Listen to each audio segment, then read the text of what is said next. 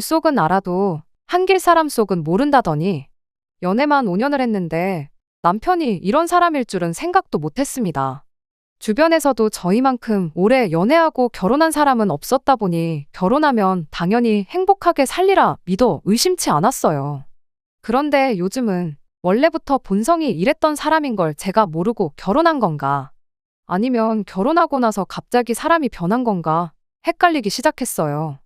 뭐, 둘 중에 어떤 거라고 한들 저한테 안 좋은 건 마찬가지니 그게 전자건 후자건 그닥 중요한 건 아닌가 싶기도 해요. 남자가 결혼하면 효자가 된다지 않냐는 위로를 들어봤자 결국 그 또한 똑같은 소리다 보니 그닥 와닿지도 않고 전혀 위로도 되질 않았습니다. 저희 부부가 연애를 시작했을 땐 남편이나 저나 서로 취직을 준비 중이던 사회초년생이었습니다. 직장도 없이 만나 없는 형편에 서로 도와가면서 연애를 했어요. 취직은 남편보다 제가 먼저 하게 되었고 매번 저한테 얻어먹기만 하는 게 염치였고 미안하다며 남편이 취직할 때까지는 거의 만나지도 못했습니다. 저도 열심히 준비하겠다는 사람 방해하고 싶지도 않았고 괜히 무슨 문제라도 생겼을 때 이렇게 된 게 다 너 때문이라고 하는 말도 듣고 싶지 않았기에 남편이 원하는 대로 하게 해줬습니다. 다행히 바로 다음 해에 적당히 좋은 회사에 취직을 하게 되었고 오랫동안 공백이 있던 만큼 즐거운 연애를 하려고 했어요. 그런데 남편이 지방에 있는 지사로 발령을 받게 되었습니다. 실무는 지방에 있는 지사에서 이루어지기 때문에 실무 능력 배양을 위한 회사의 권고 조치였나 봐요. 남편 업무와도 직접적인 영향이 있었기 때문에 가지 말라고 할 수도 없었고 저도 멀쩡히 회사 다니고 있는데 지방 발령을 받았다고 거기까지 따라갈 수는 없었습니다. 그나마 다행인 건 일시적인 인사조치였고 대충 2년 정도 후에는 다시 서울 본사로 복귀를 하게 된다는 거였지요. 그땐 결혼을 전제로 만나던 사이는 아니었지만 나름 지사 근무에 장점도 많아 보였습니다. 회사 기숙사가 있기 때문에 따로 숙식이 제공되는 데다가 수당까지 추가로 나왔기에 젊은 나이에 목돈 만드는 데는 그것보다 좋은 것도 없어 보였고요. 어차피 거절할 수도 없는 자리였다 보니 그렇게 2년 동안 장거리 연애를 하게 되었습니다. 한 번은 제가 내려가고 한 번은 남편이 올라오는 식으로 번갈아 가면서 만남을 이어왔어요. 남편도 제가 자기를 위해 안 해도 되는 고생을 하고 있다는 걸 알았기 때문에 저한테 엄청 잘했습니다. 그렇게 장거리 연애를 하다가 시간이 지나서 약속한 대로 남편은 서울 본사로 복귀를 하게 되었고요. 그리고 그 뒤로부터는 드디어 평범한 연애를 하기 시작했네요. 그리고 그 다음 해에 아버님께서 폐암 선고를 받게 되었고 8개월 투병 생활을 하시다가 갑작스럽게 돌아가시게 되었습니다. 연애 기간이 길기는 했지만 그 당시에 결혼을 전제로 만나고 있던 것도 아니었었기에 양가 어른들께 서로를 소개한 적은 없었어요. 그런데 4년이나 만난 남자친구의 아버지인데 당시에 제가 안 가볼 수가 없는 일이었지요. 아버님 장례식을 참석 후 자연스럽게 남편 집에 왕래를 하게 되었습니다. 시어머니는 저를 무척이나 어려워하셨고 홀어머니 둔 외동아들이니 제 입장에서 많이 부담스러울 텐데 하시며 저한테 항상 고맙다는 말을 잊지 않으시던 분이셨습니다. 그때만 해도 만나온 기간도 길었고 남편과 별다른 일도 없던 데다가 남편도 저한테 잘해주지 시어머니도 저를 어렵게 생각하시지 주변 친구들도 하나둘씩 결혼을 하고 친정 부모님도 결혼에 대해서 가끔씩 눈치를 주던 상황이었으니 저도 자연스럽게 결혼 생각을 하게 되었지요. 시어머니도 당시 저한테 제가 며느리였으면 참 좋겠다는 식으로 언급을 몇 번 하셨다 보니 남편도 자연스럽게 결혼 생각을 하게 되었던 것 같습니다. 결혼 준비하는데 그렇다 할 어려움은 없었어요. 예상했던 대로 지방 근무를 했던 덕분에 남편은 이미 수중에 모아놓은 돈이 상당했습니다. 제가 남편보다 취직이 1년 정도 빨랐는데도 불구하고 남편이 모아놓은 돈이 저보다 많았으니까요. 애초에 월급도 저보다 조금 높은 편이기도 했고 저는 첫 해에 번 돈은 거의 학자금 대출 갚는데 다 들어갔거든요. 그래도 대출 좀 끼고 두 사람 돈을 모으면 서울 적당한 곳에 아파트 하나 구해서 시작은 할 수 있겠다는 계산이 섰습니다. 양가에서 도움을 받으면 대출이자 갚는 부담은 조금 줄어들 수도 있었겠지만 아버님 돌아가신 후로 평생을 전업주부로 살아오신 시어머니에게 노후 자금일지도 모르는 돈을 뜯어내고 싶지는 않았어요. 남편한테 어머님 노후는 어떻게 돼 있는 거냐 물어봤습니다. 차라리 결혼 전에 사실을 미리 알고 있는 편이 더 낫겠다는 생각을 했었거든요. 남편은 걱정할 거 없다고 대신 둘이서 모은 돈으로만 결혼하게 될 것 같다고 지원은 바라지 못하겠다는 대답을 했고 그 부분은 저도 염두에 두고 있던 바였기에 그 대답을 들은 후에 결혼 준비를 시작했고 끝내 남편과 결혼하게 되었습니다. 이미 결혼 전에 시어머니와 왕래를 자주 했었기도 하고 아버님 돌아가시고 나서 얼마 지나지 않아 아들마저 결혼에 분가해 나갔으니 혼자 계시는 시어머니의 안쓰러운 마음도 있었습니다. 못해도 일주일에 한 번씩은 남편과 같이 있을 때 영상통화도 드리고 하면서 연락도 자주 드렸고 한 달에 2번 정도는 쉬는 날 시댁에 방문해서 시어머니와 함께 시간을 보내거나 했습니다. 한 달에 한두 번이 뭐가 자주냐고 하실 분들도 계실 테지만 맞벌이 부부였던 저희한테는 꽤나 많은 빈도수로 방문을 한다고 생각했습니다.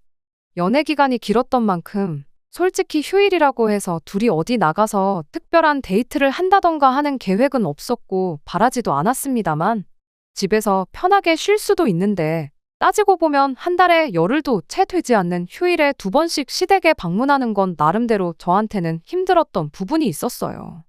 며느리가 시댁 가는 것과 사위가 처가 가는 건 엄연히 차이가 있잖아요. 어떤 때는 일하고 온 것보다 더 피곤하다 느낄 때도 있었어요. 그리고 시댁에 한 달에 2번씩 간다고 처가에도 똑같이 2번씩 가는 것도 아니었었고 친정 부모님은 아직도 경제활동을 하고 계신지라 따로 용돈도 챙겨드릴 필요도 없었으니까요. 제가 시어머니를 어머니처럼 대할 수는 없었지만 저는 나름대로 최선을 다하고 있다고 생각했습니다. 그때까진 딱히 남편과 제 사이에 그렇다 할 문제가 있다고 생각하지 않았어요.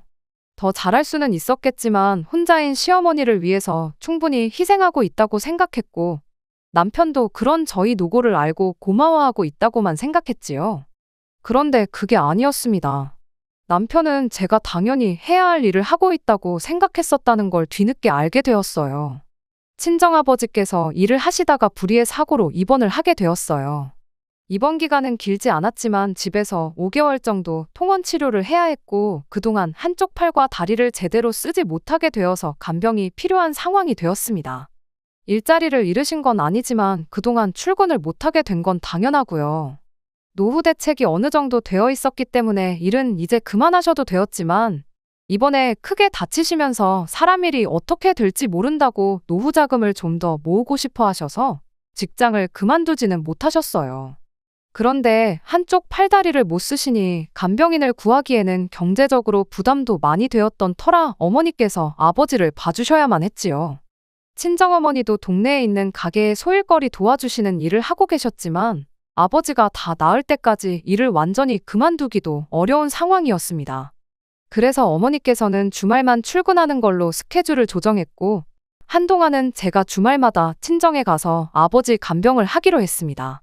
그런데 남편은 친정아버지가 그렇게 다쳤는데도 자기도 한번 가봐야 하는 거 아니냐고 물어보지를 않았어요. 제가 혼자인 시어머니한테 재롱떨러 가는 건 당연한 일이고 아파서 몸도 제대로 못 가누는 장인어른 찾아뵙는 건 불편한 일이었나 봅니다. 자기가 가봐야 장인어른이 사위한테 병수 밟아들 것도 아니고 장모님 퇴근하실 때까지 할 것도 없는 처가에서 가만히 벌 쏘고 있어야 하는데 자기는 그냥 집에서 쉬겠다고요. 그 말이 엄청 서운하게 들리긴 했지만 남편이 말을 심하게 표현하기도 했지만 사실 틀린 말은 아니잖아요.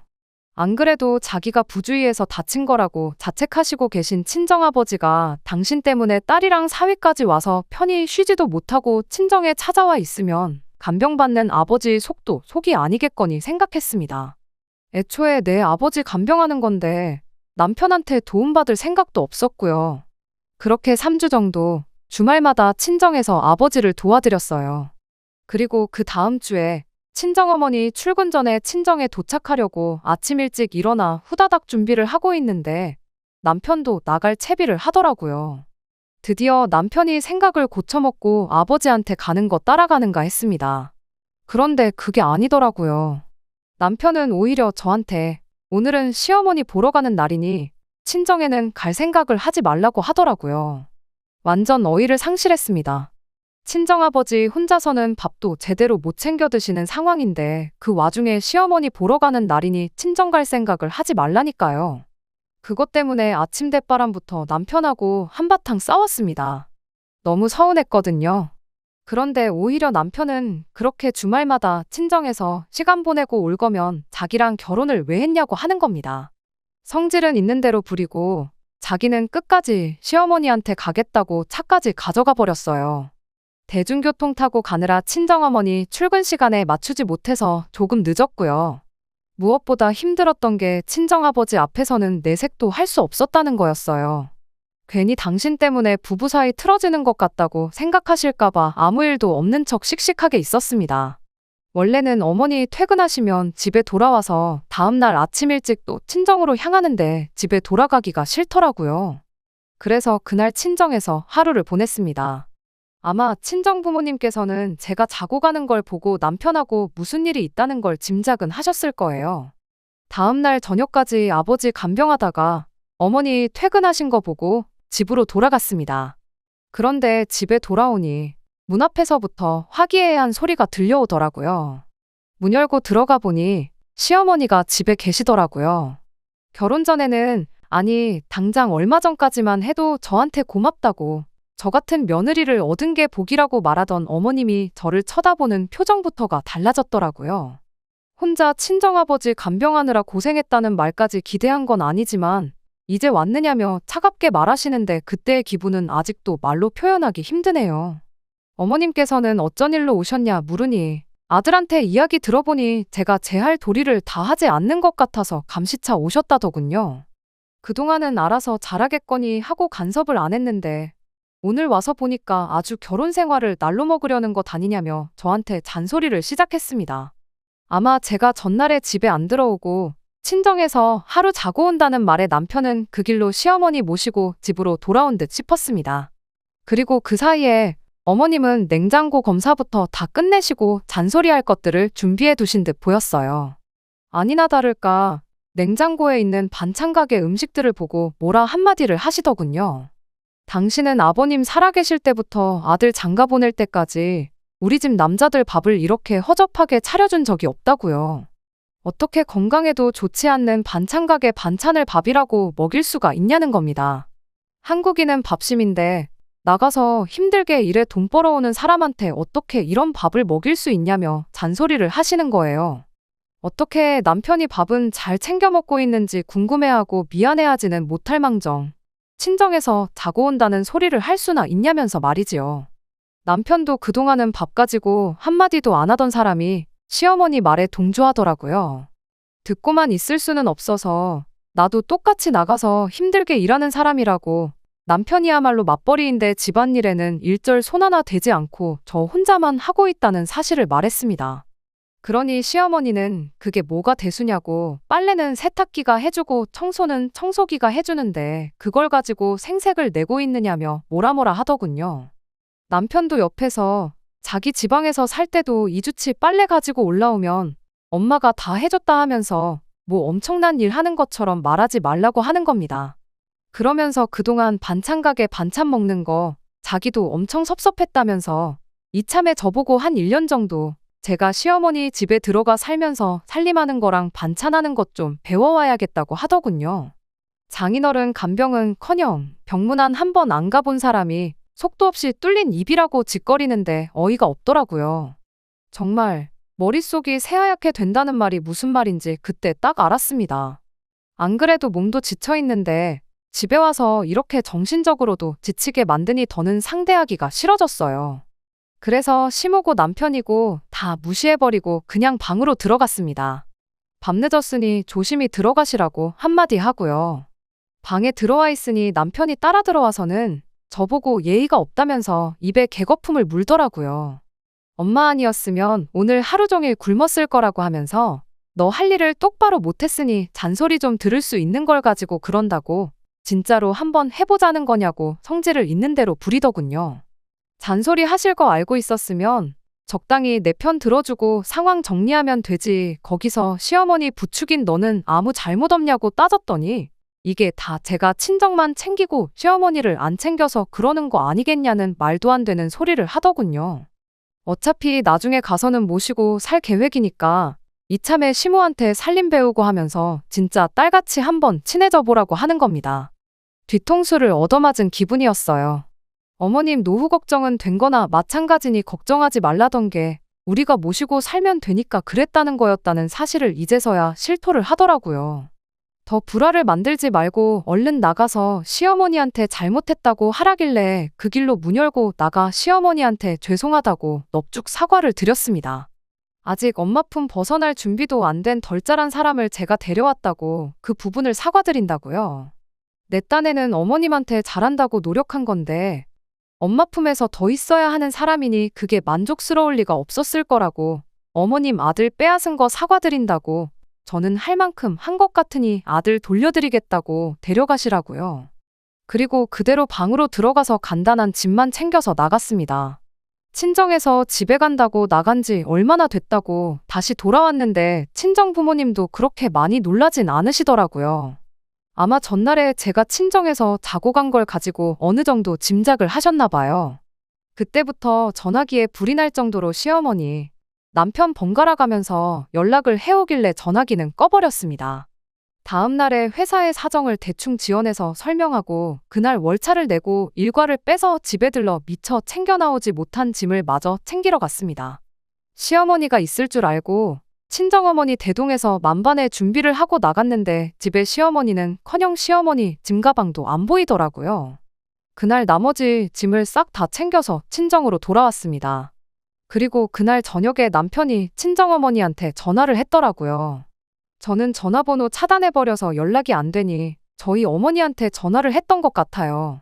제가 으름장 놓고 친정으로 간 건 줄 알았나 본데 짐을 싹 다 빼버렸으니 남편도 허겁지겁 저한테 연락을 해온 거예요. 그제서야 저한테 미안하다고 사과하더라고요. 시어머니는 어디 갔냐 물으니 집으로 돌아가셨다는 겁니다. 그래서 그럼 더 잘 됐다고 그 길로 엄마 따라가서 평생 엄마가 해주는 밥 먹으면서 그 집 가서 살라고 했어요. 할 도리 똑바로 못하는 마누라 데리고 살아서 뭐 하겠냐고 끼니마다 집밥 챙겨주고 청소 빨래 다 해주는 엄마랑 꼭 붙어서 살라고 했습니다. 아, 청소랑 빨래는 청소기랑 세탁기가 해주는 거니까 그냥 밥 잘 챙겨주는 엄마랑 살라고 빈정거렸더니 남편은 아무 말도 못하고 전화를 끊어버리더라고요. 그 다음날 저녁이 되니까 남편이 아예 시어머니 모시고 친정까지 찾아오더라고요. 몸 불편한 장인어른 병문안은 오기 싫어하더니 아내가 질려서 집을 나가버리니 그제서야 엄마 손 붙잡고 사과하러 찾아온 거예요. 시어머니도 아들 뒷바라지 며느리한테 맡기고 나중 가서는 합가해서 집안일 해주는 며느리한테 효도받으며 살 계획이었나 본데 제가 이혼하겠다고 이러고 있으니 졸지에 아들 뒷바라지 다시 하게 생겨서 그런지 이틀 전과는 다르게 미안하다고 자식 가진 부모 마음이 똑같은 거 아니겠냐며 저희 친정어머니한테 호소를 하더라고요. 친정어머니가 자기 자식이 귀하면 남의 자식도 귀한 줄 아셔야 하는 거 아니냐고 시어머니 사과를 단번에 차단해버렸어요. 이번에 그냥 넘어갔다가 또 그러면 어떻게 할 거냐고 오늘 이혼시키나 몇 달 뒤에 이혼시키나 결과는 똑같은 거 아니겠냐며 그냥 돌아가시라 했습니다. 그렇게 이혼을 진행하게 되었습니다. 남편은 집밥 꼬박 챙겨주는 엄마 품으로 돌아가서 좋을 테고 시모는 혼자서 외로울 일도 없을 테니 두모자한테는 잘된 일이겠지요. 솔직히 정이 떨어질 대로 떨어져서 이제는 서운하기는커녕 화조차도 나지 않습니다. 제가 며칠 버티다 들어갈 줄 알았는지 이혼 서류 보내주니 또 찾아와서는 무릎까지 꿇고 잘못했다 빌더군요. 있을 때 잘했으면 여태 하던 것처럼 자기 어머니 잘 챙겨주는 훌륭한 아내, 맞벌이하면서도 할 도리 챙겨서 하는 현명한 며느리로 남았을 거예요. 하지만 이제는 그 어떤 기대도 하고 싶지 않고 오히려 이혼하기로 결심하니 마음까지 편해지는 것 같네요. 이런 진흙탕 싸움은 하루빨리 끝내버리고 싶습니다. 결혼 5년 차의 부부입니다. 결혼 생활 5년 동안 고부 갈등 같은 건 생각도 안 해봤을 정도로 잘 지냈어요. 시부모님도 정말 좋은 분들이셨고 제가 잘하는 만큼 남편도 친정에 잘했습니다. 서로 갈등이 생길 일이 없으니 다툴 일도 없었고 행복했어요. 10월드라는 말은 제게는 먼 이야기나 마찬가지였지요. 그런데 얼마 전에 저희 결혼하기 전에 이민 생활을 나갔던 신우가 이민 생활을 실패하고 귀국을 하게 되면서부터 잘 맞아 떨어지던 단추가 하나둘씩 흐트러지기 시작했어요. 신우는 남편보다 2살 위 누나로 원래는 어학연수차 미국에 갔다가 거기서 만나게 된 사람하고 혼인신고를 올리고 눌러앉게 된 케이스입니다. 저희 결혼식 때도 오지도 못한 게 무슨 영주권을 진행 중에 있는데 한국 오며 가며 한 기록이 있으면 불리할 수도 있다고 해서 저 같은 경우에는 결혼 전은 물론이고 결혼 후에도 신우를 직접 만나본 적은 없어요. 결혼하고도 벌써 5년이나 지났는데 금방 나올 것 같이 말하던 영주권은 나오지를 않다가 서류가 틀어졌다고 해서 결국 한국으로 돌아오게 되었대요. 그냥 머무는 방법도 있었는데 선택지가 신우 입장에서는 힘들었을 법도 한 게 미국에서 신분 없이 사는 방법하고 다른 방법으로는 매년 1,000만 원이 넘는 돈으로 학교를 다니면서 비자 연장을 해서 사는 방법밖에 없었대요. 전자의 경우나 후자의 경우나 정식적인 신분이 아니라서 미국 내에서 직업을 가질 수 있던 상황도 아니었다고 하고요.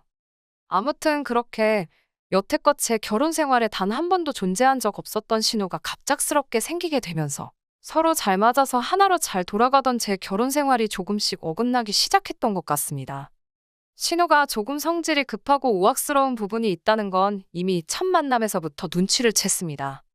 어떤 성격이든 간에 갈등 없이 잘 지낼 자신이 있었는데 하나 신우에게서 적응이 되지 않았던 게 저를 마치 아랫사람 대하듯이 대했다는 거예요.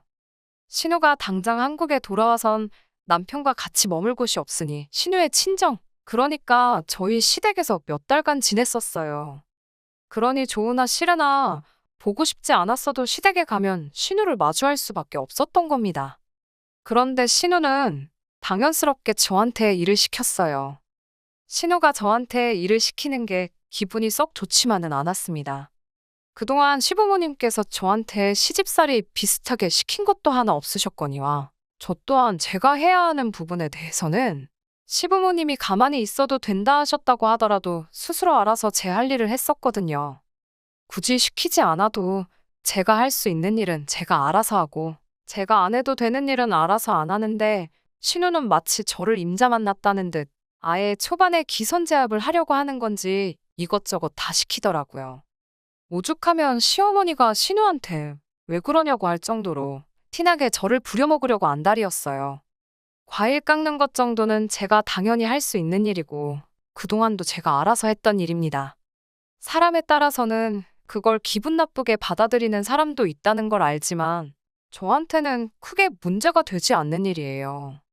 애초에 시부모님이 과일 같은 거 잘 안 챙겨 드시기도 해서 제가 일부러 과일까지 가져와서 드시라고 준비해드리곤 했거든요. 신우한테는 시댁에서 과일 깎는 게 엄청 싫었던 일이었던 것 같아요. 애초에 제가 깎아 먹으려고 가져간 건데 으스대면서 대놓고 저한테 시키려고 하는 걸 보니 작정을 해도 뭔가 대단히 작정을 했구나 싶은 모습이었습니다. 오죽하면 식사 끝나고 나서 바닥에 걸레질 좀 해야겠다고 하면서 저를 부르기까지 하더라고요. 그 이후는 뭐 말할 것도 없이 시어머니가 막아주셨어요. 제가 시댁에 와봐야 한 달에 몇 번이나 오는 줄 아냐고 걸레질까지 시키냐고 맨날 지내는 네가 하라고 하면서 걸레를 쥐어주셨거든요. 신우는 뿔뿔거리며 바닥 기어다니면서 바닥을 훔치면서도 계속해서 거실에 앉아서 과일 깎고 있는 저를 째려보더라고요. 신우가 저를 작정하고 못살게 굴려고 해도 작전이 크게 먹히는 건 없었습니다. 신우가 시켜서 하는 것 중에 대부분은 그 전에도 제가 묻지 않아도 알아서 하던 일들이었고 제가 하던 일들이 아니면 시어머니께서 저렇게 방패막이 되어주거나 아니면 신우한테 네가 직접 하라고 시키던가 하셨었거든요. 그런데 오히려 이런 식으로 지나가는 일이 생기다 보니 신우는 그것 때문에라도 저한테 불만이 더 쌓여만 가는 것 같았어요. 저를 어떻게든 부려먹으려고 작정을 한 사람처럼 보였거든요. 지난 어버이날 때 이야기인데 신우가 난데없이 저한테 전화를 하더니 어버이날에 뭐 해드릴 거냐 묻더라고요. 어버이날을 앞두고 저도 그냥 나가서 외식하고 용돈 봉투나 하나 만들어 드리고 보내야겠다 안일하게 생각한 것도 있긴 했지만 안 챙기는 건 아니니 사실 그게 잘못한 거라고 생각해 본 적은 없거든요. 제 주변의 다른 사람들도 다 시댁에는 이 정도 하는 것 같았고요. 그런데 신우는 어떻게 며느리가 돼서 시댁을 얼마나 우습게 알면 푼돈 얼마랑 밥으로 때울 생각을 하냐면서 정성과 성의가 보이는 선물을 해야 한다고 하는 겁니다. 일리 있는 말이기는 했는데 그렇다고 신우한테서 들을 만한 말은 아니라는 생각이 들었네요. 아무튼 신우는 저한테 요즘 안마의자가 잘 나온 것 같으니 그걸 하나 놔드리면 좋겠다고 하는 겁니다. 신우가 저한테 먼저 연락해서 뭐 할 거냐고 물어봤기에 저는 그게 신우가 안마의자를 해드리고 싶은데 돈이 모자라니 같이 해드리면 좋겠다고 말하는 건 줄 알았어요. 그래서 신우 말에 안마의자가 요즘 얼마나 하냐고 반반씩 해서 하나 놔드리면 좋겠다 말했더니 자기가 시부모님을 모시고 살고 있는데 왜 의자까지 해줘야 하냐는 겁니다. 안마의자는 저보고 사라고 하는 소리나 다름이 없었죠. 그런데 신우 말이 어이가 없잖아요. 신우가 시부모님 댁에 남편하고 처가살이 하면서 얹혀 살고 있는 거지 모시고 살고 있는 게 아니잖아요. 심지어 두 사람이 미국에서 유학을 했다고 해서 엄청 좋은 학교를 다녔던 게 아니고 영주권을 받기 위해서 몇 년 동안 비교적 학비가 저렴한 어학원만 전전했던지라 한국에서 그렇다 할 직장도 구하지 못하고 빌빌거리고 있던 상황이었어요. 돈을 모아서 한국으로 온 것도 아니고 도망치듯 돌아와서 무일푼으로 시부모님 댁에 얹혀 사는 걸로 알고 있는데 시부모님 모시느라 고생하고 있는 건 자기니까 저보고는 돈 드는 부분을 다 내는 게 맞다는 식으로 이야기하는 게 어이가 없었습니다. 안마의자 사드리는 건 좋은 아이디어 같기는 했지만 시부모님이 원래 운동도 다니시고 원체 건강하신 분들이세요. 집에 있으면 사용하시기야 하겠지만 제 생각에는 신우가 지가 갖고 싶어서 저러는 것처럼 보이더라고요. 시댁 방문해도 어디가 뻐근하다, 침대에서만 생활하다가 바닥에다 이불 깔고 잘라니까 아주 허리가 산산조각이 나는 것 같다 하면서 안마의자 하나 장만하면 좋겠다고 일전에도 노래를 부르듯 안마의자 타령을 한 적이 있던 신우였거든요. 그 속이 뻔히 보이는데 제가 시부모님 위해서 하는 것도 아니고 신우 좋으라고 시댁에 안마의자를 내 돈으로 놔주고 싶지는 않더라고요. 그래서 신우한테 요즘 인터넷 찾아보니까 안마의자 같은 건 정수기처럼 달마다 렌트해주는 데도 많다더라. 저는 시부모님 어버이날에 외식하고 용돈 드리는 걸로 정해놨으니 정 하나 해드리고 싶으시면 신우가 직접 해드리는 게 좋지 않겠냐고 은근슬쩍 비아냥거리면서 말해줬죠. 한 달에 렌트해봐야 비용 얼마 나오지도 않고 안마의자라는 게 원체 부피가 큰 가전이다 보니 안 쓰게 되면 집에 자리만 차지하는 애물단지로 전락하잖아요. 몸에 잘 맞을지 아닐지도 모르는데 무턱대고 몇백만 원 줘서 새 걸 사드리는 것보다 한번 렌트로 써보고 결정하는 것도 나쁘지 않지 않겠냐고.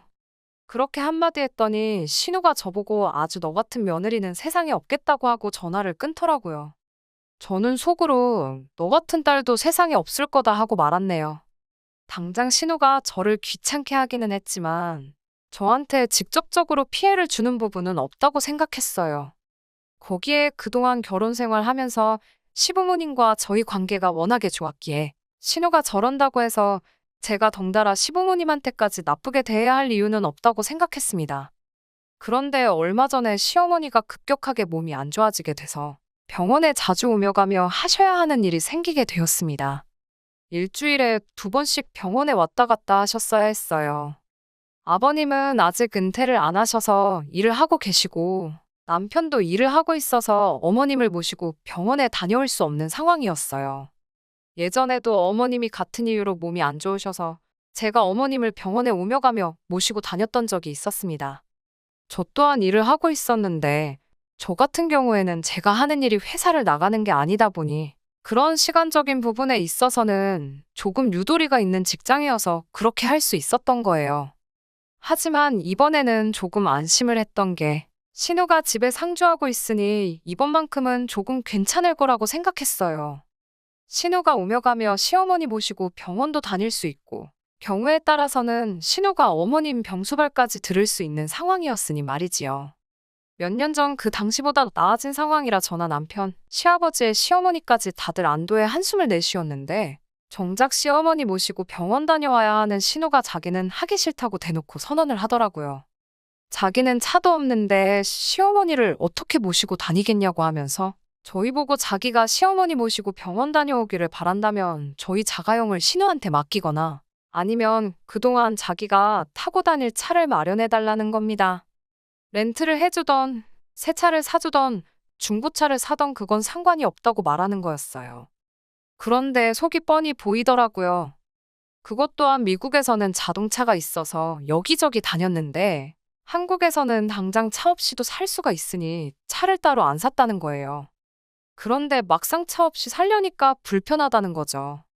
그렇다고 차를 한 대 뽑기에는 유지비는커녕 기름값도 낼 수 있는 상황이 아니다 보니 차를 사야 하는 변명조차 할 수가 없었던 거예요. 이참에 신우는 지 돈 안 들이고 차까지 뽑아서 시어머니 병원 모셔다 드린다는 핑계로 남편하고 어디 좀 놀러 다닐 계획을 세우고 있던 것 같더라고요. 속이 뻔히 보이는 개수작이지만 어쩌겠어요. 당장 신우가 차가 없으면 안 하겠다는데. 그래서 울며 겨자 먹기로 남편이 타는 차를 신우에게 넘겨주게 되었습니다. 신우 조건이 평일에도 자기가 차를 쓸 수 있어야 한다는 조건이 붙어 있었기에 짚고 넘어가고 싶었지만 어쩔 수 없었어요. 어쨌든 시어머니 병원 모시고 다니는 일은 해주기로 한 거니 저희들 입장에서는 급한 일부터 해결을 하자는 생각이었으니 말이지요. 처음 몇 주간은 신우가 시어머니 모시고 병원을 잘 다녔어요. 체력적으로 지쳐있는 시어머니가 집에서 쉬고 계시면 신우가 집에서 시어머니 대신 집안일을 해주거나 병수발을 들어주거나 하지는 않았지만 말입니다. 신우는 차가 생겼으니 신이 난다고 병원 가는 날이 아니면 놀러 다닐 생각밖에 없었던 것 같아요. 병원 가는 날만 아니면 신우는 거의 집에 없는 걸로 봐도 무방했습니다. 어머니가 저렇게 아프고 자기 남편의 아버지의 동생네 부부까지 다 돈 버느라 정신이 없는데 저렇게 놀러 다니고 싶을까? 놀러 가서는 재밌게 놀 수나 있나 싶었어요. 아무튼 그렇게 시간이 지나면서 신우가 몇 번씩 급한 약속 때문에 어머님을 병원에 모시고 가지 못한다 하면서 병원 스케줄을 조정하는 일이 몇 번 생기게 된 겁니다. 다행히 아예 안 모시고 갔던 것도 아니고 정 급한 날에는 남편이 어떻게 시간이 돼서 택시 타고 한번 모시고 다녀오기도 했었어요. 그런데 시어머니도 다른 것도 아니고 어머니인 당신이 아파서 병원 다니는 건데 자기 입맛에 맞게 어머니 병원 스케줄까지 바꿔가는 신우한테 서운한 게 있었나 봅니다. 오며 가며 하면서도 귀찮은 일을 떠맡아서 하게 되었다는 생색을 그렇게 내기도 했고요. 그래서 시어머니가 하루는 저한테 따로 연락을 해오셨어요. 병원 스케줄이 토요일에 잡혔는데 토요일에는 제가 일을 나가지 않거든요. 그러니 어머님이 신우 꼴도 보기 싫으시다고 그냥 저랑 같이 병원 한번 다녀와주면 안 되겠냐고 부탁을 하시길래 그렇게 하기로 했습니다. 신우는 어머님이 저랑 가기로 했다는 말에 조금 반성이라도 했었다면 좋으련만 안 그래도 토요일에 가는 거 싫었는데 잘 됐다고 좋아했다고 하더라고요. 아무튼 제가 어머님을 모시고 병원에 가기로 했던 날이 되었어요.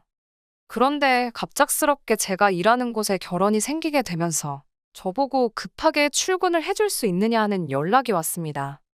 어머님 병원 모시고 다녀와야 된다고 안 된다고 설명을 해봤지만 당장 제 일터에 저 말고는 연락이 되는 사람이 따로 있는 것도 아니고 제발 한 번만 살려달라고 사정사정을 하더라고요. 그래서 혹시 신우가 집에 있을 수도 있으니 다음번에 가는 걸 저랑 가는 걸로 하기로 하고 어머님께 양해를 구해봐야겠다 싶었어요. 그게 화근이 될 거라고는 상상도 하지 못했지요. 어머님은 제 상황을 듣더니 알겠다고 하시고는 신우랑 같이 병원 다녀오겠다고 하셨던 겁니다. 그런데 그건 어머님의 거짓말이었던 거예요. 신우는 이미 아침 대바람부터 어딜 나가 있던 거였고 시어머니는 괜히 제 입장 난처해질까봐 그냥 혼자서 다녀오시기로 하고 대중교통을 타고 이동을 하셨던 거였어요. 그리고 지하철을 타고 가시다가 빈혈기로 잠깐 정신을 잃으셨나 봅니다. 병원을 훨씬 지나친 역에서 발견돼서 병원에 입원을 하시게 돼버렸어요. 어머님이 입원했다는 소식에 저도 하던 일 앞치마 벗어던지고 곧장 병원으로 향했고 아버님이랑 남편도 병원에 이미 와 있더라고요. 이게 다 무슨 일이냐 묻길래 제가 급하게 일 때문에 병원에 같이 못 가게 되었다는 사실을 전했고 어머님은 신우랑 가신다고 했는데 저도 무슨 일인지 모르겠다 이야기를 했어요. 얼마 안 있어서 신우도 병원에 도착을 했고 어머님 입원하신 거 보고는 어머님이 저렇게 된 게 다 저 때문이라면서 다짜고짜 제 멱살을 잡더라고요. 제가 참을성이 조금 없기는 했지만 순간 욱하는 마음과 여태까지 참아온 감정이 한 번에 터져나와서 저도 모르게 그대로 신우를 바닥에 매다 꽂아버렸어요.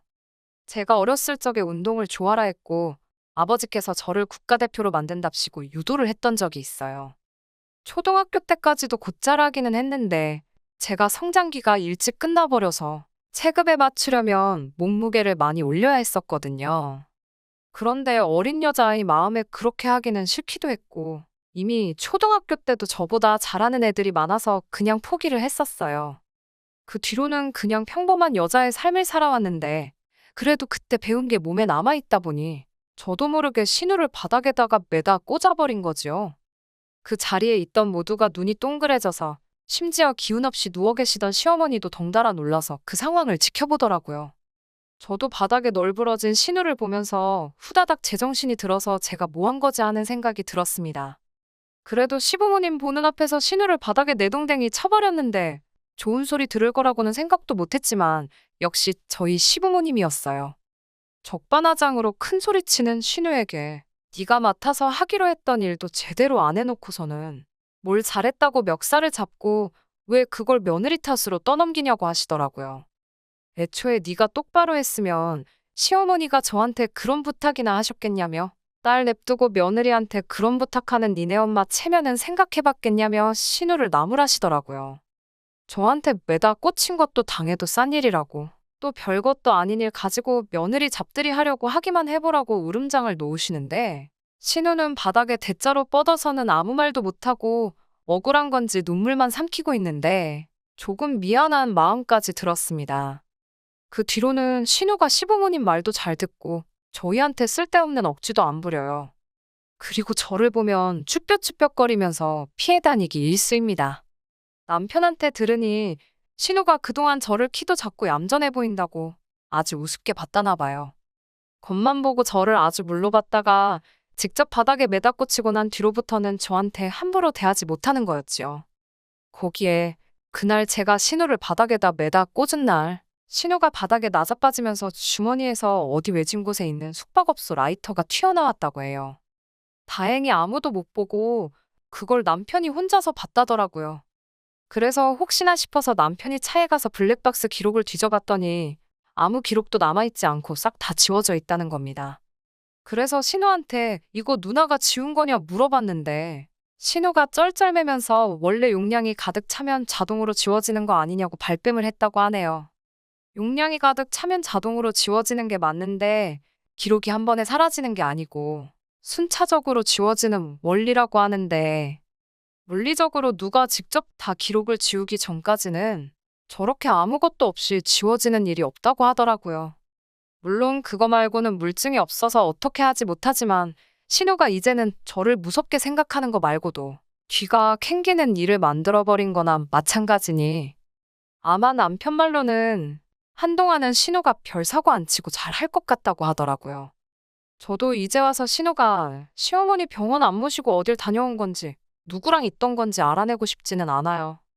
적어도 더 이상 사람 겉으로 판단해서 우습게 보지 않고 시집은 며느리라고 해서 자기 아랫사람으로 생각하지 않고 그게 자기가 원해서 하던 어쩔 수 없이 하던 간에 부모한테 자식된 도리 제대로 하기만 한다면 신우의 사적인 일을 가지고 크게 문제 삼고 싶지도 않네요. 다만 신우가 한 번 더 말도 안 되는 억지 부리면서 저를 우습게 본다면 저도 이젠 더 이상 참지 않으려고 합니다. 신우가 신우라는 이유로 헛짓거리를 하고 있다는 걸 이젠 온 가족이 알고 있으니 저도 더 이상 시부모님 눈치 보면서 신우까지 덩달아 어려워할 필요가 없으니 말이지요. 결혼한 지 3년 된 31살 여자입니다. 남편이 저보다 4살 연상으로 올해 35살이긴 하지만 집안에서는 늦둥이라 그런가 시댁에 가면 애기 취급받는 막내나 다름없어요. 연애하는 동안에는 나이차가 많이 나던 남편이 그렇게 어른스러워 보일 수가 없었는데 집에서는 애기 취급을 받으니까 그 느낌도 참 새롭더라고요. 남편이로 아주버님 한 분 계시고 신우 한 분 계시거든요. 아버님은 남편이 20대 때 돌아가셨다고 들었고 70대 중반이신 어머님 밑으로 집안에서 첫째인 곧 50대에 접어드는 아주버님과 40대 중반인 신우가 있어요. 남편의 가족들을 처음 만났을 때는 시어머니도 시어머니겠지만 남편과 나이 차가 있는 신우가 더 무섭고 불편했어요. 주변에서 이야기를 듣고 제 눈으로 직접 보고 하다 보면 보통 며느리 입장에서 신우나 시어머니와 갈등이 생기잖아요? 제 나이만큼 차이 나는 건 아니지만 남편보다 10살 많은 신우를 제가 감당이나 할 수 있을까? 결혼하기 전부터 걱정이 많았습니다. 그런데 오히려 그런 걱정이 무색할 정도로 신우와는 엄청 잘 지내고 있어요. 올해로 중학생 아이 둘 키우는 신우를 사실상 명절 같은 날 제외하고는 만날 일도 거의 없기도 하지만 그건 둘째 치더라도 형님이 참 좋은 분이시거든요. 신우도 시댁에 가면 자기도 똑같은 며느리라고 제가 느낄 고충을 이 집에서 제일 잘 이해해 줄 수 있는 건 남편도 아니고 어머님이나 아주버님도 아니고 바로 자신 아니겠냐고 해줬던 말이 기억나네요. 힘든 일 있으면 언제든지 어깨를 내어줄 테니 기대도 좋다고 하는 신우와는 결혼 후에도 자주 밖에서 따로 만날 정도로 가깝게 지내게 되었습니다. 아무튼 걱정했던 것보다 큰 문제는 없었지만 그렇다고 해서 아무런 어려움이 없던 건 아닙니다.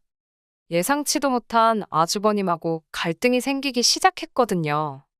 저도 들은 이야기라 자세한 내막까지는 모르고 사실 별로 궁금하지도 않아서 깊게 알려고 하지도 않았습니다만 아주버님은 결혼한 지 얼마 되지 않아서 아내 되셨던 분과 성격 차이로 이혼을 했다고 들었습니다. 아주버님이 결혼했을 때는 아버님도 살아계실 때라고 들었고 집안 첫째이기 때문에 없는 돈 털어서 신혼집도 마련해줬다고 들었어요. 아주버님이 이혼을 하고 난 뒤에는 그 집에서 혼자 살게 되었다는데 아버님이 돌아가시게 되면서 어머님이 아주버님 집으로 들어가게 되었고 시부모님 명의로 되어 있던 아파트가 남편 명의로 돌아가게 되었습니다. 저희가 결혼하면서 그 집에 그대로 신혼살림을 차리게 되었고요. 제가 모아놓은 돈으로 혼수와 리모델링을 했는데도 돈이 많이 남았어요.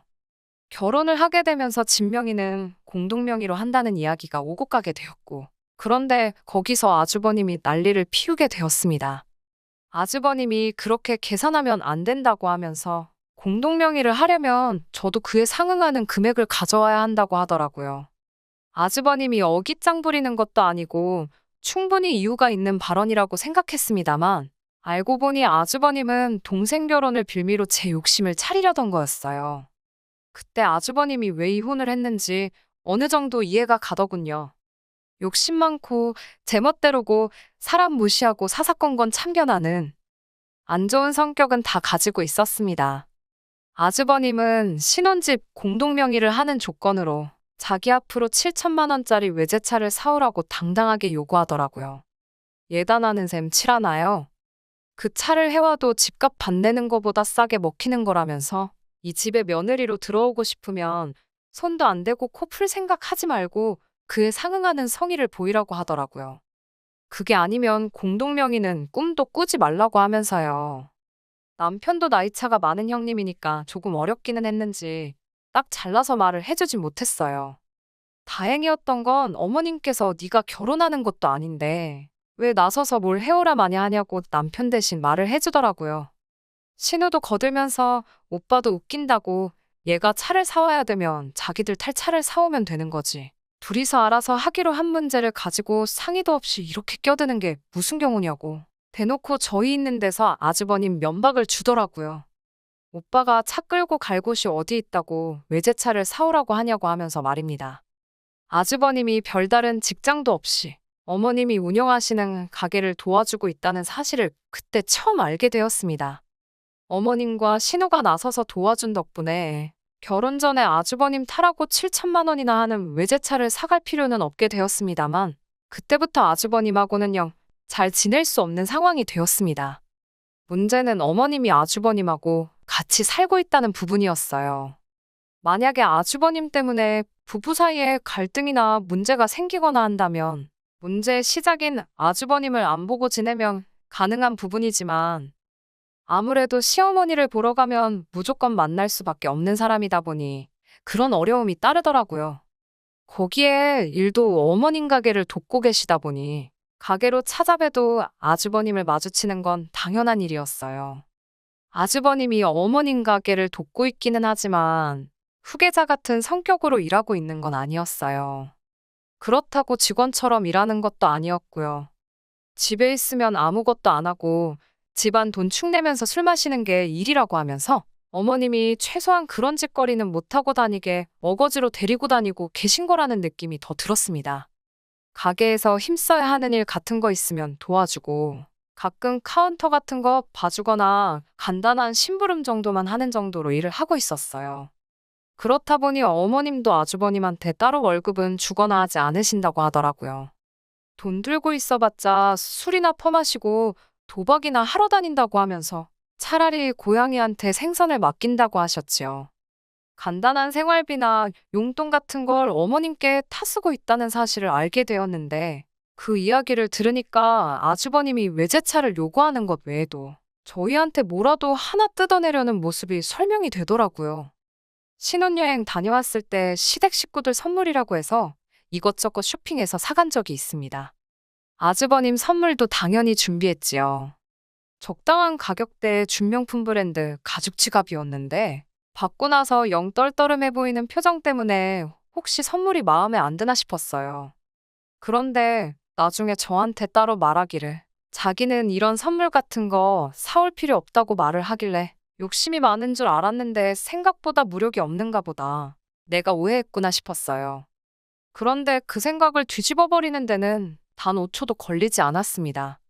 말 끝나기가 무섭게 앞으로 어디 가서 자기 선물 사오려거든 앞으로는 돈으로 달라는 말을 하더라고요. 지갑이 좋으면 뭐 하냐고 지갑에 넣고 다닐 돈도 없는데 하면서 자기가 남자라서 사회생활 하려면 현금 필요할 때가 많다고 하는데 어머님 가게 도와주는 게 일이면서 무슨 사회생활을 하려고 하는 건지는 도무지 생각해봐도 모르겠었지만 말이에요. 하지만 이런 식으로 선물을 대놓고 돈으로 달라고 하는 말은 애교로 봐줄 정도로 별것도 아닌 일이나 마찬가지였습니다. 언젠가는 어머님 댁에 찾아뵈었을 때 어머님이 잠깐 자리를 비우신 틈을 타서 저희를 붙잡고 말을 하더라고요. 자기한테 못해도 한 달에 저 100만 원, 남편이 100만 원에서 200만 원 정도는 보내는 게 도리 아니냐고요. 무슨 말을 하는 건가 했는데 저희가 시어머니 부양하는 문제 걱정할 것도 없이 결혼 생활을 유지하고 있는 게 자기가 어머님을 모시고 살고 있는 덕분 아니겠냐는 겁니다. 한술 더 떠서 어머님이 내 집에 얹혀 살고 있으니 아버님 돌아가셨을 때 저희가 살고 있는 집이 남편 명의로 돌아갈 수 있었던 거라고. 사실상 우리 결혼의 1등 공신은 자기나 마찬가지라는 거예요. 앞으로의 저희 결혼 생활이 얼마나 행복할지는 자기 손에 달려있는 거나 마찬가지라는 말을 하는데 어이가 없더라고요. 그 나이 먹도록 직장도 없고 어머님 밑에서 기생하고 있는데 어떻게 아무리 그림이 그렇다고 하더라도 어머님이 아주버님한테 얹혀 살고 있다는 표현을 할 수나 있는지 싶었습니다. 어머님은 모르게 하라는 말을 하길래 어머님 자리 돌아오시자마자 아주버님한테 그러면 보내라던 돈은 언제부터 보내드리면 되겠느냐 일부러 물어봤습니다. 당연히 어머님이 무슨 돈을 말하는 거냐고 반응하셨고 저는 제가 착각해서 실수했다는 것처럼 깜짝 놀라며 어머님은 모르고 계셨냐고 조금 여우처럼 어머님한테 아주버님이 꺼낸 돈 이야기를 그대로 전달했습니다. 어머님은 이야기 다 들으시고는 얼굴이 둘그락불그락해지더니 이제는 돈 나올 구멍이 없으니까 지 동생한테 돈을 뜯어낸다고 하시며 저희가 있는데도 할 말 못할 말 다 꺼내시며 호통을 치셨습니다. 남편하고 제가 어머님한테 달라붙어서 뜯어말리긴 했는데 탈탈 털리고 있는 아주버님을 보고 있으니 솔직히 좀 쌤통이었어요. 아주버님은 항상 저희들 머리 꼭대기 위에 있다고 생각하고 있거든요. 하지만 그 행동의 수준이 뻔히 보였기에 항상 제 손바닥 안에 있었지요. 한두 번씩 돈 문제를 가지고 사소한 사건을 만들어내기는 했는데 결국엔 아주버님 손으로 제 돈 10원짜리 하나 들어간 적이 없었지요.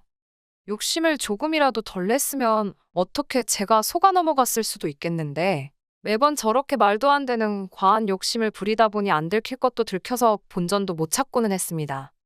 아주버님이 아무리 노력을 해도 저에게 항상 간파를 당했고 혹시나 아주버님이란 위치로 저를 깔아뭉개려고 하면 항상 어머님이나 신우가 제 편을 들어주면서 방패막이 되어주었습니다. 남편이 의외로 아주버님에게 유독 약한 모습을 보였던 점이 아쉽기는 했지만 남편이 아니더라도 시어머니나 신우가 제 편에 서서 항상 도와주는데 딱히 무서울 건 없었네요. 그렇게 신혼 때부터 현재까지 아주버님이 몇 번의 꼼수를 부렸지만 제가 현명하게 대처해가며 사전에 방지를 했고 큰일로 키우지 않고 항상 좋게 좋게 잘 넘어가고 있었습니다.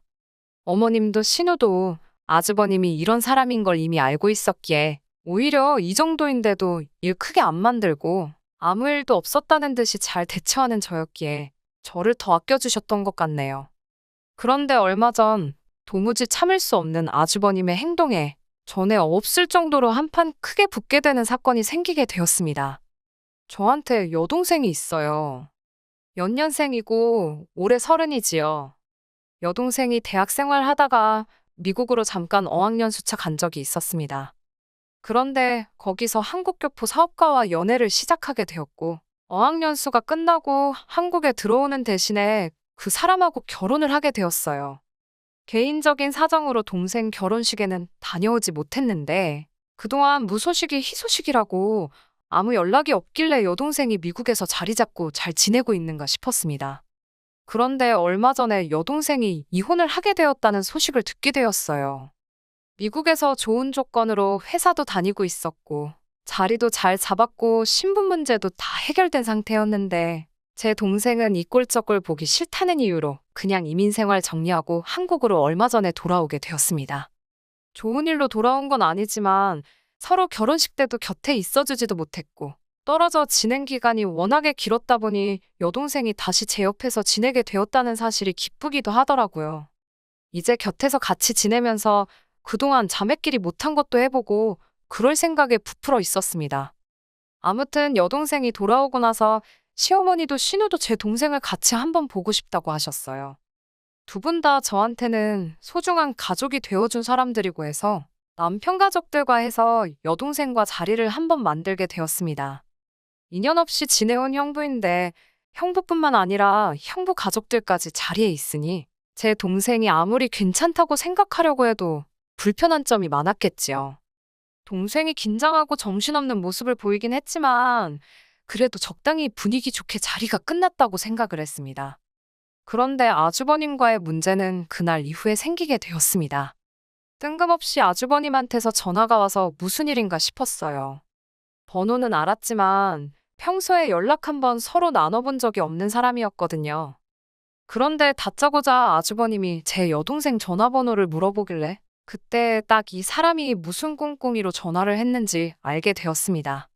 몇 번 거절을 했음에도 불구하고 포기를 모르고 계속해서 연락을 해오고 제 동생 전화번호를 물어보더군요. 아주버님한테 전화 받는 것도 스트레스인데 그 내용이 제 동생 연락처를 달라고 하는 거다 보니 더 스트레스를 받았습니다. 남편은 아주버님한테 약한 모습을 보이다 보니 이 이야기를 꺼내지도 않았고 그런데 이번만큼은 다른 사람도 아니고 내 가족 일인데 시어머니나 신우한테 부탁하는 것보다 내 선에서 잘나야겠다 하는 생각이 들어서 제가 직접 아주버님을 만나 단판을 짓기로 했습니다. 단도직입적으로 말부터 꺼냈어요. 아주버님이 제 여동생을 만나겠다는 게 말이나 되는 소리냐고요. 그랬더니 아주버님은 제 말 뜻도 똑바로 이해 못하고 요즘 겹사돈 되는 게 부끄러운 일이 아니라고 가장 중요한 건 두 사람 마음이 아니겠냐 하면서 어려워 말라고 하더군요. 설마 제가 겹사돈이 될까봐 이러겠냐고 하니까 걱정하지 말라면서 우리가 결혼하게 되면 시어머니는 자기들이 그대로 모시고 살겠다고 하는 겁니다. 두 사람 마음이 중요한 거라는 건 또 무슨 말인가 했더니 그날 다 같이 모인 식사 자리에서 제 여동생이랑 눈이 몇 번이나 마주쳤답니다. 그 뒤로도 자꾸 눈이 마주치는 걸 보니 제 동생이 자기한테 관심이 있는 것 같아 보인다고. 그런데 아주버님 생각에는 언니이자 재수인 제가 두 사람을 도와주지는 못할 망정 이렇게 못 만나게 회방을 놓고 있다고 생각했나 봅니다. 방해꾼 노릇 그만하고 이제 두 사람을 위해 양보하라고요. 동생이 윗동서가 될 것 같으니까 기분 나빠서 그러는 거냐고 하는데 어이가 없어서 웃음도 안 나오더군요. 아주버님이 일찍 결혼해서 이혼만 안 했어도 내 동생만한 딸이 있는 나이라는 건 생각도 안 해봤냐고. 둘이 만나는 게 아주버님 생각에는 말이나 되냐고 정도껏 하셔야지. 자꾸 이러면 저도 가만히 있지 않겠다고 한 소리를 했어요. 아주버님은 뻔뻔하게 저한테 되려 성질을 내더군요. 자기가 데려가 준다고 할 때 고맙다고 하고 보내는 게 맞지 알리으려는 겁니다.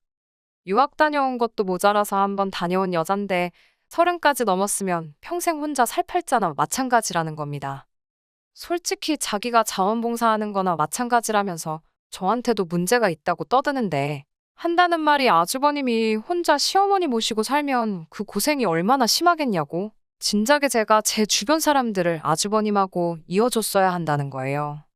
자기는 깨어있는 사람이라서 20살 차이는 문제가 된다고 생각하지 않는다는데 정말 뚫린 입이라고 잘도 짓거리더군요. 50살 먹은 이혼남의 직업도 뭣도 없으면서 아직도 어머니 밑에 기생하면서 살고 있는 주제에 무슨 소리를 들으려고 주변 사람을 소개시켜주냐고 제발 주제 좀 파악하라고 한마디 했네요. 아주버님의 님자도 붙이기 싫어서 아주버라고 부르고 싶더라고요. 웬만하면 그동안도 일 크게 안 만들고 그냥저냥 넘어갔는데 도무지 참을 수가 없어서 할 말 못할 말 다 쏟아내고 집으로 돌아왔습니다. 동생 구제해주고 싶으면 빨리 마음 바꾸라고 제 뒤통수에 대고 끝까지 저한테 뻔뻔하게 큰 소리 치기는 했지만 막상 지도 쪽팔린 건 아는 건지 시어머니한테는 따로 말을 안 했나 봐요. 어머님한테서는 따로 연락이 없었으니 말입니다. 집에 돌아오자마자 남편한테 아주버님 좀 어떻게 해달라고 큰 소리를 쳤어요. 왜 아주버님 때문에 내가 남편한테 큰 소리 쳐야 하는지도 모르겠고 정말 너무 화가 나서 참을 수가 없더라고요. 그동안 아주버님 일이라면 어려워하던 남편이라서 그런지 더 열이 받았는데 남편도 이번만큼은 그냥 넘어가서는 안 되겠다고 말을 하면서 아주버님한테 전화를 걸더라고요. 그런데 남편이 아주버님한테 화는 안 내고 아주버님 화를 풀어주면서 살살 달래더라고요. 그러면서 아무래도 처제가 형수님 되는 건 아닌 것 같다고 제 동생한테 찝쩍거리지 못하게는 단단히 말해주긴 했지만 아주버님한테 저렇게 나오는 남편을 이해할 수가 없었습니다. 남편한테 지금 그게 일을 해결한 거냐고 큰 소리를 쳤네요. 그런데 남편이 자기가 다 생각이 있다면서 저한테 계획을 말해주더라고요. 그 계획을 들으니까 우리 남편 제법인데? 하는 생각이 들어서 남편에게 믿고 맡겨보기로 했습니다. 아주버님을 다시 만난 건 바로 그 다음 주 주말이었어요. 아주버님을 불러낸 건 저였습니다. 주변에 마침 20살 차이도 문제없다고 하는 사람이 있어서 제 동생 대신에 그 사람을 소개시켜주겠다고 불러냈지요. 아주버님이 기고만장해서는 이제야 정신을 차렸다는 듯이 으스대더라고요.